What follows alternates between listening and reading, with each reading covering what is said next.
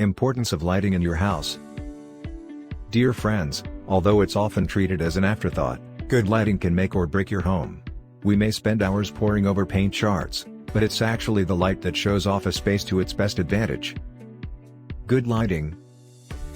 You might not realize you've got bad lighting, but you'll recognize the symptoms: headaches and sore eyes, frustration in the kitchen at not being able to see what you're doing, and arguments in the bedroom over whose turn it is to get up to switch out the light. Good lighting will make your home feel spacious, clean and welcoming.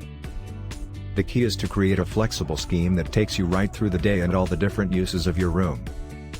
At the flick of a switch, you should be able to transform it from a bright, vibrant living space to the setting for a romantic dinner for two. Natural light. It's a fantastic asset to any home, but the quality of the light depends on the aspect of the room. North-facing, cold and harsh rather than direct sunlight.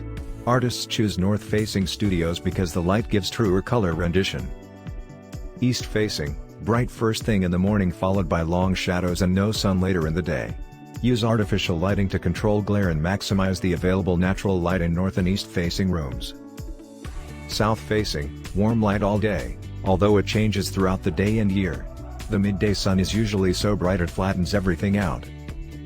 Choose south-facing rooms for the kitchen, main living areas and other rooms you spend a lot of time in. West-facing, sunlight at the hottest part of the day, which can cause glare. In the late afternoon, you'll get long shadows and softer light. If you like the video, give it a thumbs up and share it with your friends.